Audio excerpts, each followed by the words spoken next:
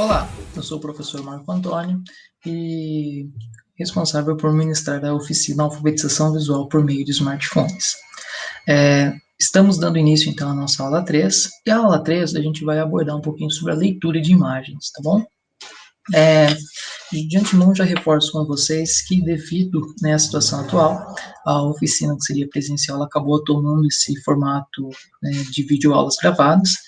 Então, para fins didáticos, imagens e até mesmo sugestão de vídeos estão sendo disponibilizados aí no material, tá? Exatamente com a intenção de aprofundamento sobre o tema. Tudo isso, então, vai estar referenciado abaixo de imagens e também com links, tá? Para a gente poder avançar, então, no nosso estudo sobre imagens, sobre a leitura de imagens, eu quero fazer apenas uma pequena revisão sobre o assunto que nós tratamos na nossa aula anterior, tá? Então, na aula 2, a gente conversou um pouquinho sobre os elementos da linguagem visual, tá? Então, nós estávamos fundamentados na obra da Donis Donnes, onde ela nos apresenta alguns elementos básicos que compõem uma imagem. E nós conversamos que o conhecimento desses elementos nos torna um pouco mais aptos, tanto para produzir, como também para realizar a leitura, de imagens. E esses elementos, então, básicos, que a autora nos apresentou, consistiu no ponto, na linha, na forma, no tom, na cor, na direção, proporção e também na ideia de movimento, tá bom? Então, esses elementos básicos, eles são importantes para a gente poder tanto interpretar as imagens como também para produzi-las. Ou, em outras palavras, a gente pode pensar que esses elementos, do mesmo modo que a gente conhece as letras do alfabeto para poder, então, montar palavras e construir frases, conhecer os elementos da linguagem visual também vão nos introduzir a esse universo da alfabetização visual, tá bom? Então, vamos lá. Conforme já dito, a temática da nossa aula de hoje vai ser a leitura de imagens. Então, quando a gente fala de leitura de imagens, não é algo que a gente consegue falar de uma forma tão objetiva assim, tá? Porque são várias pessoas, são vários estudiosos que têm se debruçado sobre o tema, tá? Então, neste caso aqui, eu vou estar conversando com vocês um pouquinho para a gente poder pensar essas imagens. Então, de antemão, eu já lanço essa reflexão, tá? Uma imagem vale mais que 1000 palavras, né? E aí, o que vocês pensam a respeito disso? Tá? Se a gente for analisar bem, nos dias de hoje é muito curioso, né? E essa discussão, ela não é de agora, mas já vem sendo feita há muito tempo, né? Notem que o fato de uma grande parcela da população no passado ter se encontrado aquém, né, dos recursos alfabéticos, tá? Muito se valorizou a escrita, tá? Só que, entretanto, a imagem, ela não acompanhou todo esse processo. A imagem está sendo discutida principalmente, começou a ser discutida principalmente a partir do século XX, por conta dessa grande difusão de imagens que os aparelhos tecnológicos permitiram, como no caso a fotografia, o cinema, a televisão e, consequentemente, o smartphone, que acompanhou todo esse processo, né, e que acabou incorporando todos e muito mais recursos ainda, tá bom? Então, neste caso, é necessário a gente pensar um pouco esse mundo imagens, tanto que quando você acessa as redes sociais e determinados tipos de comandos, né, ou determinados tipos de informação, a gente acaba interpretando-os por uma imagem, né? Então, você está, sei lá, navegando por uma rede social e de repente tem uma joinha. Você identifica que aquilo significa, né, deixar a sua opinião que você gostou sobre uma determinada publicação. Não está escrito a informação, mas você tem uma imagem, tá? Notem que quando a gente fala da imagem ainda, até a gente é muito curioso, mas a gente tinha no passado os hieroglifos egípcios, né? E hoje em dia nós temos os emojis, né? Então você se comunica ainda por emoji, né? Tanto que é bem curioso, né?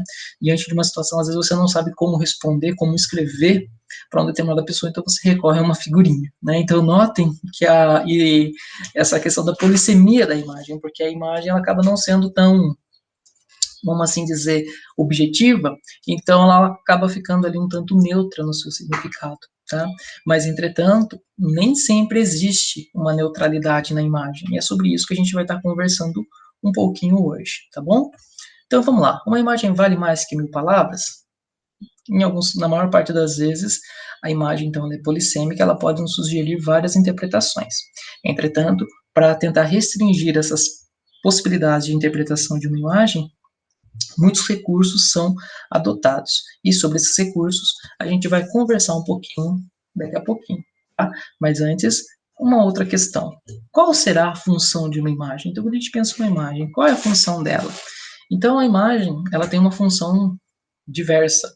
Ela pode ter a função de comunicar algo, de informar algo, de chamar a atenção sobre algo, de vender um determinado produto ou comportamento, de propagar uma ideia, e como até mesmo, né, tentar construir um imaginário, tá bom? E é sobre se construir um imaginário que a gente já inicia a nossa discussão sobre as imagens a partir dos estudos da Cristina Costa, que é aquela autora que eu apresentei na aula 1, é onde ela vai nos colocar alguns elementos que podem nos ajudar a interpretar uma imagem. Claro que tudo isso depende da imagem que nós estamos estudando também, tá? Mas, nesse primeiro momento, a gente vai iniciar a nossa discussão com essa pintura, que possivelmente é do conhecimento de muitos, que é uma pintura do Pedro... Opa, não posso falar agora, que é uma imagem que acho que todo mundo já deve ter visto nos livros didáticos, né? E a gente bate o olho nela e vamos lá. Quando a gente se depara com uma imagem, nem sempre de imediato nos aparecem algumas informações referentes a ela. Muitas vezes a gente se depara com a imagem em si no primeiro momento, né? E neste caso, o que nós temos? Vamos imaginar que seja a primeira vez que nós estamos vendo essa imagem, né? Então, olha só, nós temos aqui o quê? Então, primeiro a gente vai fazer uma leitura descritiva, que é o quê? É tentar extrair da imagem alguns elementos, e depois a gente faz uma leitura, tenta fazer uma leitura conotativa, onde a gente vai colocar o significado de cada um dos elementos aí presentes na imagem, tá bom? Então, vamos lá. O que a gente percebe? A gente percebe como cenário um campo aberto, ok? Aparentemente é um lugar assim bastante, vamos assim dizer, um bucólico, né? Você tem inclusive a imagem de uma pessoa aqui com um carro de boi, uma outra pessoa montada a cavalo, mas olha só que coisa curiosa. Essa pessoa montada a cavalo, ela tem um comportamento diferente das demais aqui, né? Muitos outros aqui também estão montados a cavalo, que demonstra para a gente a ideia de uma comitiva, né? E olha só, a gente começa a trabalhar por analogias também, além do ambiente bucólico, além de a gente descrever aqui uma comitiva de cavalheiros, a gente já começa a perceber que existem algumas distinções. Então, a gente já começa a perceber que se tratam possivelmente de pessoas locais e outras pessoas que estão passando por aqui, né? A gente consegue perceber isso principalmente pelos trajes que eles estão vestidos, né? Um traje um tanto de gala até mesmo, né?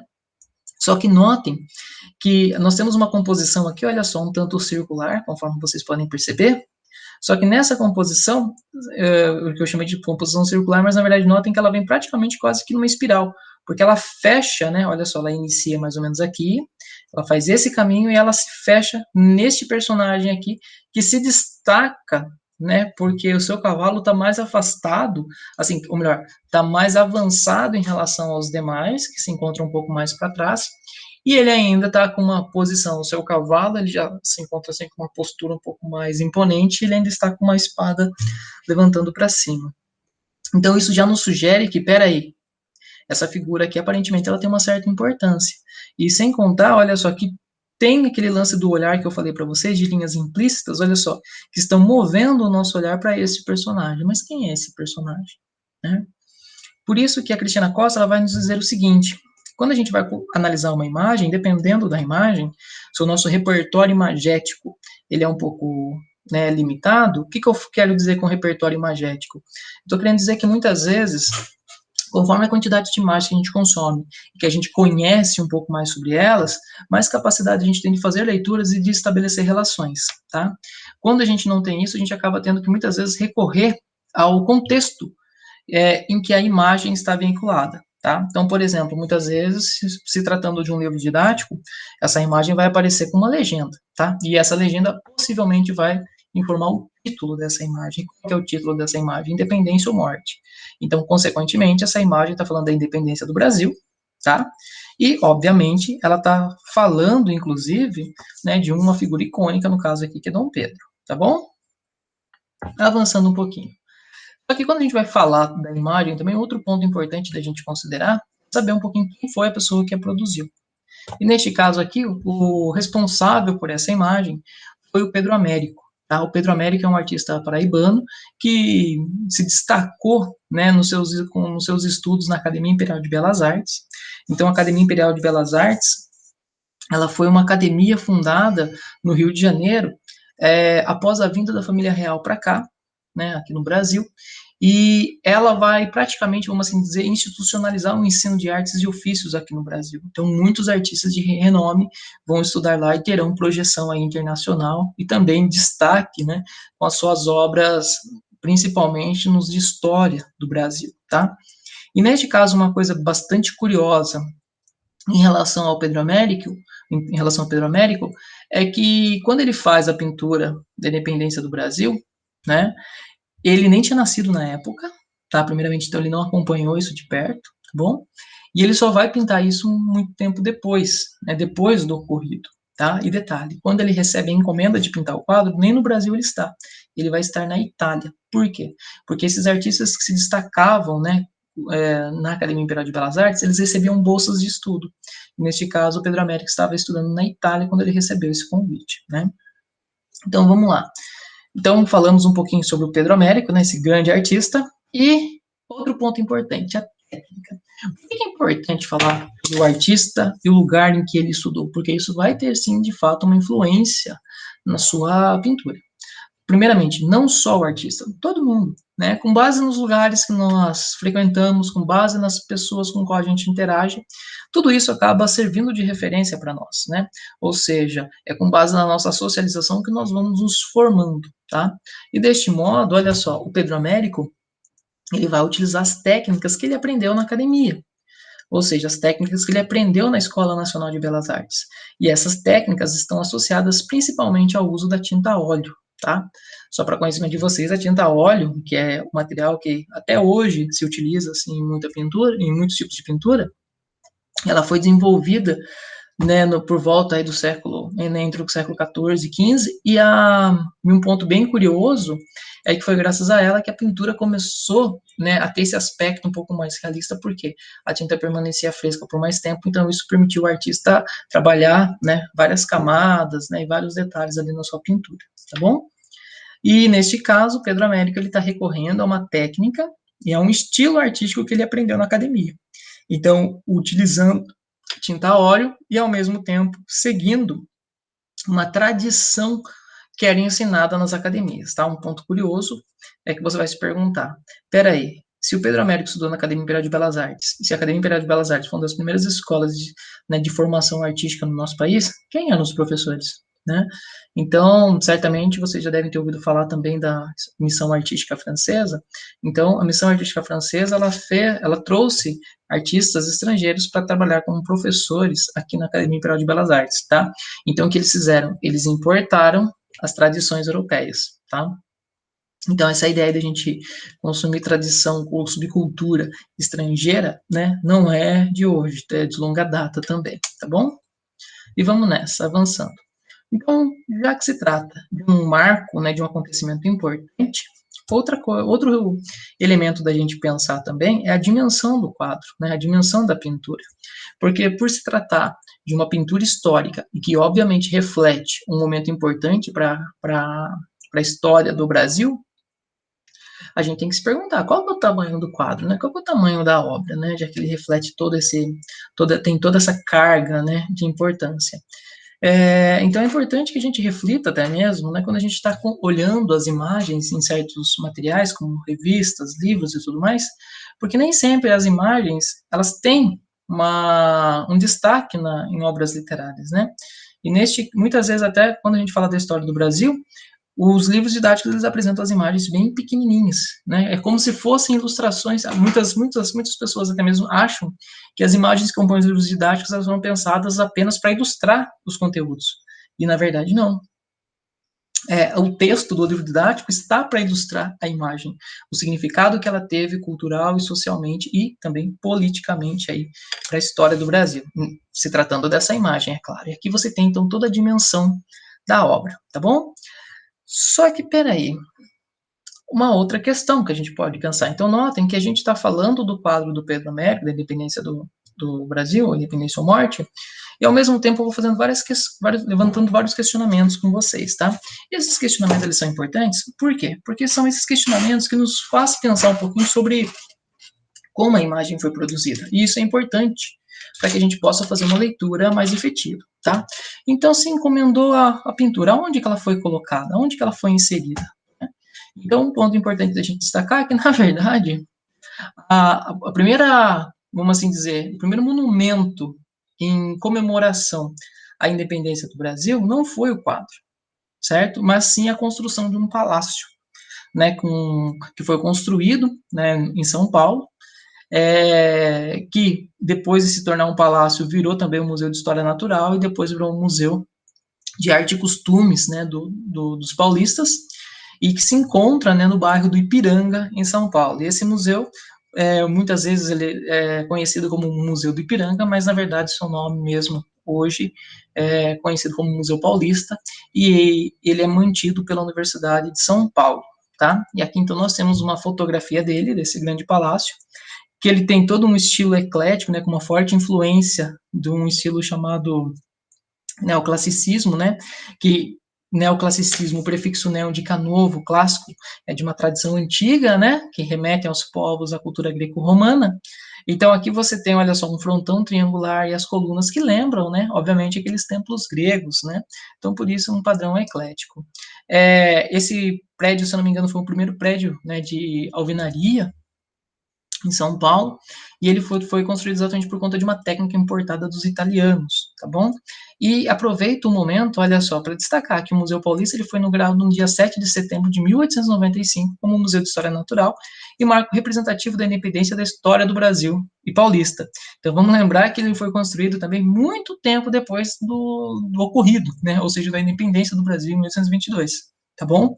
E para conhecer um pouquinho mais sobre esse museu, eu faço a seguinte sugestão. Aqui nós temos um documento, uma série de vídeos, na verdade, de uma série chamada Conhecendo Museus, e esse aqui que eu estou destacando com vocês, ele apresenta um pouco do acervo, né, do Museu Paulista. Então fica a dica aí para aprofundamento de vocês, tá bom? Até porque nesse momento de pandemia, né, a gente se encontra impossibilitado de fazer as visitas, né, para espaços culturais, então logo é uma possibilidade que a gente tem de estar conhecendo um pouquinho mais sobre os assuntos, tá bom? Vamos lá. Além do acervo, outro ponto que eu já acabei de dar um spoiler é a questão da origem. Ou seja, a pintura ela foi encomendada muito tempo depois. O Pedro Américo não era nascido, então ele não acompanhou aquilo de perto, ou seja, o processo de independência. E ele estava na Europa, tá, inclusive, quando recebeu o convite de pintar algo, né, bem do início do século XIX, que ele só foi entregar no final do século XIX. Olha só. Então, a origem, no caso, ela diz respeito também ao tempo. Então, conforme a Cristina Costa, nós temos aqui algumas possibilidades, algumas sugestões para conseguir fazer a leitura de uma imagem, né? Neste caso, de uma forma mais simples. É pensar, estou observando uma imagem, então eu vou tentar extrair dela os elementos da linguagem visual. Então, observo ela aqui, olha só, tem a linha do horizonte aqui, consigo perceber que nós temos, né, uma composição aqui até mesmo em espiral que destaca essa figura e que possivelmente ela é uma figura de destaque. Quem é essa figura? Recorre ao título da imagem, Independência ou Morte. Opa, então tá falando da independência do Brasil, tá? Mas qual que é a dimensão da obra, né? Já que se trata de uma pintura histórica, ela é muito importante, qual que é a dimensão dela? Porque pelo tamanho a gente já consegue entender também o quão de imponência ela quer se colocar, o quão importante ela quer se colocar para as pessoas, né? Pelo menos em relação a pinturas históricas. Depois pensar também em que lugar que ela está guardada, né? Porque uma discussão iniciada por Marcel Duchamp, né, um artista francês, é que o local de exposição da obra também agrega valor a ela, né? Então, logo, uma produção artística, às vezes, no ambiente cotidiano, não tem significado algum, mas quando você insere ela dentro do espaço cultural, ela pode, né, agregar um pouco de valor. E também pensar um pouquinho sobre a origem, né, o que levou essa pessoa, né, ou melhor, o que aconteceu para essa imagem ser produzida, né, neste caso a encomenda de Dom Pedro para esse marco importante da história do país, tá bom? E depois, olha só, alguns outros pontos que dá para a gente discutir em relação à questão de imagens, conforme a própria autora Cristina Costa. O início da leitura de imagem subsequente exige a identificação dos principais elementos da imagem, tema e a configuração. Então, o que seria esse tema? Olha só, o tema é a ideia que parece ter norteado o trabalho criativo e está geralmente referida no título da imagem. Só que tem um detalhe também que eu preciso reforçar com vocês. Muitas obras contemporâneas até mesmo, elas não possuem título, tá bom? Por quê? Porque o título ele já condiciona a leitura da imagem. Então, por exemplo, Independência ou Morte, já está condicionando a nossa leitura a entender o tema, a entender o que aquela produção imagética significa. Agora, tem muitos trabalhos também atuais que eles se chamam sem título. Ou seja, a proposta dos artistas é que as pessoas realizem as leituras por conta própria. Né? Ou seja, não é dar às pessoas uma única possibilidade de interpretação, mas sim várias. Né? Então, essa polissemia, essa possibilidade de pensar a imagem a partir de vários pontos de vista é muito bem aceita na produção artística contemporânea. Tá? Além do tema, então, outro recurso também que a Cristina Costa nos coloca é a configuração. Então, o que é a configuração? É a tradução do tema numa composição visual, que pode nos remeter a experiências, seres, paisagens, coisas e acontecimentos, ou simplesmente as formas geométricas, como triângulos ou círculos. A maneira como formas, linhas, pontos se organizam numa configuração obedece a uma tradição que é histórica, ou seja, o estilo de uma época. Assim como a linguagem verbal, a linguagem visual também exibe, as características de seu tempo, ok? E olha só, quando a gente fala dessas características do seu tempo, a gente está falando de elementos também que são utilizados, né, na linguagem visual que a gente estudou na aula passada, beleza? Sobre essa questão de configuração, olha só, vamos ampliar um pouco a nossa ideia. A gente fala do tema, então, da independência do Brasil. Então, nós temos o tema, independência do Brasil, mas notem que aqui nós temos duas configurações totalmente diferentes. Da esquerda, nós temos a obra do Pedro Américo, né, que tem esse padrão aí que a gente já conhece bastante, olha só, onde as pessoas não participam de forma ativa do processo de independência, então dá a impressão que é um complozinho, né, que resolveu fazer a independência do país. E aqui, por um lado, você tem uma obra, né, de um artista francês, François René Moreau, onde ele coloca, olha só, a figura de Dom Pedro ao centro, e aí o processo de independência é como estando associado a uma manifestação popular. Tá? Então, olha só, nós temos o mesmo tema, mas interpretado de forma diferente por esses dois artistas. Tá? Olha só o olhar do Pedro Américo para interpretar e olha só o olhar do Moreau para interpretar esse mesmo tema. Tá? Então, aqui nós temos dois exemplos de configuração. E esses exemplos de configuração eles estão associados a uma tradição artística, que neste caso ambas têm essa influência de um estilo, né, chamado neoclassicismo, que eu já externalizei com vocês agora há pouco, e ao mesmo tempo reflete, obviamente, a ideia de quem encomendou a pintura, como também a interpretação do artista sobre esses fatos. Tá?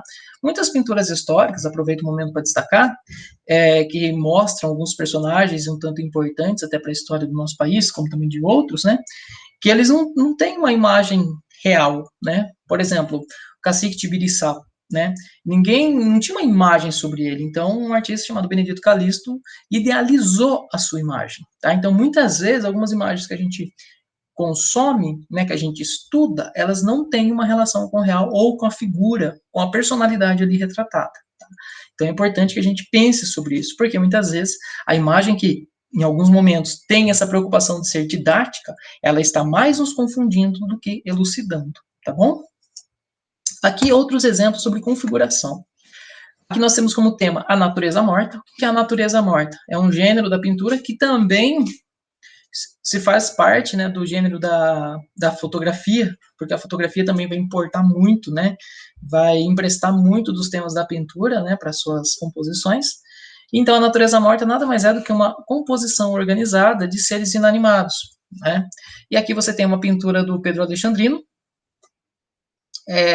onde você tem, olha só, uma sopeira, uma garrafa, faca e frutas. Então, tudo seguindo um padrão bastante acadêmico, bastante realista, né? Praticamente aqui, essa aqui é uma imagem que remete a uma ideia de fotografia feita à mão, né? E aqui você tem uma pintura de Cavalcanti que mostra uma natureza morta, seguindo um aspecto mais geometrizado, né? Influência do cubismo que tanto influenciou a arte moderna brasileira. Então, quando eu falo da arte moderna, eu estou falando da arte da primeira metade do século XX, e enquanto que na Europa, por exemplo, você vai ter vários movimentos artísticos, né? Surgindo, né? Aqui no Brasil essas influências vão se aglutinar naquilo que nós chamamos de modernismo ou arte moderna brasileira, tá bom? Vamos lá. Sobre ainda essa questão de configuração. Aqui duas imagens feitas pelo artista Pablo Picasso. E notem que, olha só, do lado esquerdo, o Picasso ele recorreu a um desenho um pouco mais realista, da galinha com seus pintinhos. Uma imagem um pouco mais harmoniosa, né? Olha só, ela tem ali, obedece a alguns padrões, né, de proporção e tudo mais. E já na imagem do lado, Galo Novo, o Picasso ele rompe com toda essa ideia de harmonia. Ele recorre à caricatura. Então, olha só, enquanto que na direita ele tenta transmitir essa ideia de calma, né, de harmonia e de equilíbrio, na da direita ele recorre a uma caricatura para causar uma ideia de efeito, ou seja, uma ideia de sensação. Ele quer transmitir não apenas a figura, mas a expressão desse animal, tá? Então isso calha um pouquinho naquilo que nós discutimos na aula anterior, que é essa questão de harmonia e de contraste, tá bom? Então, quando a gente quer enfatizar algo, né, como eu já destaquei, a questão da caricatura, ela dá conta de expressar, né? Então, a caricatura nada mais inclusive, aproveitando a ideia da caricatura, o Pedro Américo, maior artista que pintou esse quadro que a gente analisou agora há pouco na Independência do Brasil, ele também foi um grande caricaturista, tá bom? E vamos lá. Outro ponto importante de a gente pensar também sobre a imagem é essa relação imagem, texto e contexto, tá bom? Ou seja, a imagem, o texto que a acompanha e o contexto que a levou à sua produção, tá? Sobre isso, então, vamos lá. Observe essa imagem aqui. Do ponto de vista de vocês, essa imagem, ela pode estar comunicando. Notem que o que nós temos ali, nós temos a imagem de uma pessoa, temos aí, tudo indica que essa parte aqui é um detalhe de um soldado, e ele está com uma arma, inclusive, próximo, né, próximo à cabeça desse soldado.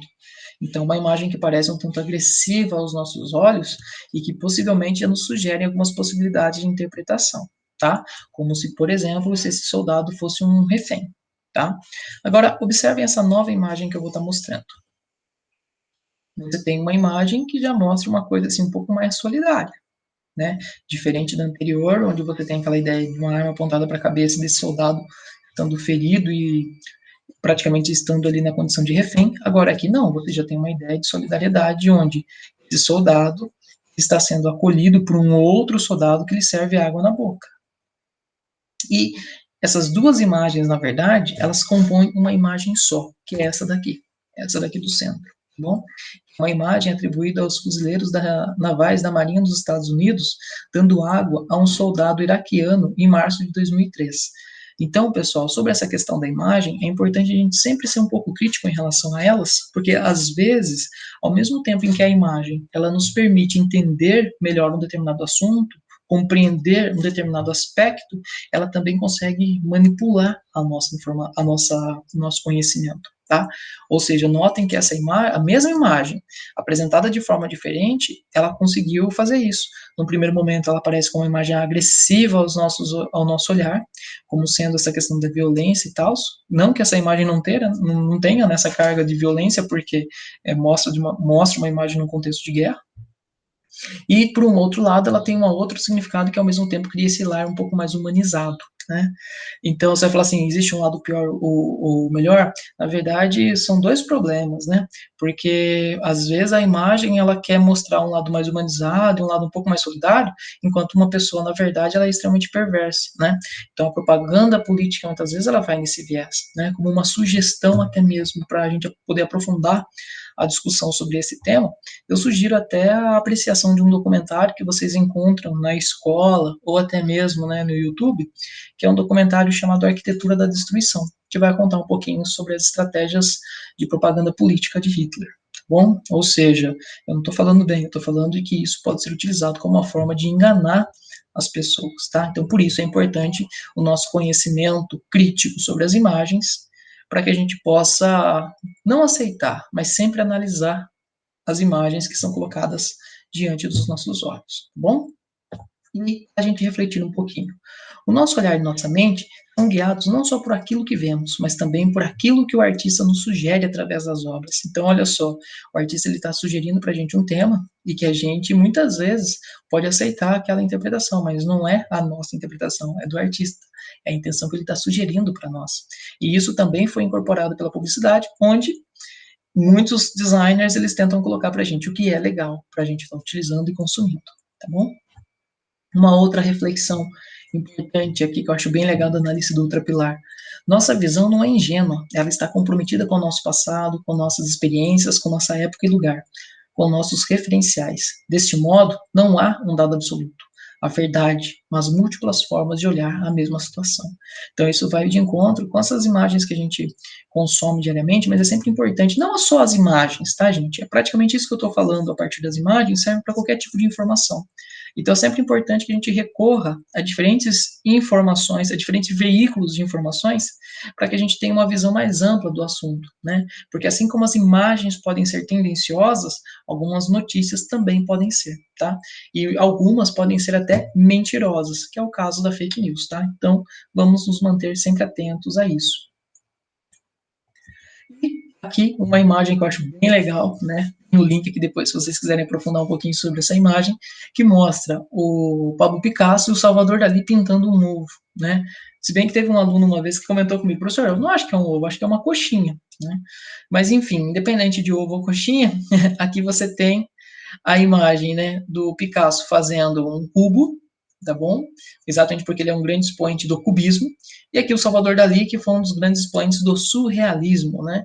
E tem uma obra do Salvador Dalí que é muito famosa, em que ele pinta, né, os relógios derretendo, né? Essa imagem se chama Persistência da Memória. E aqui, então, ele coloca um ovo, né, derretendo no galho aqui dessa árvore. Então, você tem, então, duas pessoas olhando a mesma situação, mas interpretando de forma diferente, tá bom? E vamos lá, galera, aqui a gente volta à nossa discussão. Então, quando a gente olha para essas imagens, tá bom? Uma imagem, ela pode tanto transparecer uma ideia de equilíbrio, de simetria, ou melhor, de harmonia, como também gerar essa ideia de contraste. Então, todas essas informações a gente vai estar aprofundando, tá bom? Vamos lá. Só para a gente refletir um pouquinho, porque na próxima aula a gente vai estar não apenas discutindo esses elementos a partir da linguagem fotográfica, tá?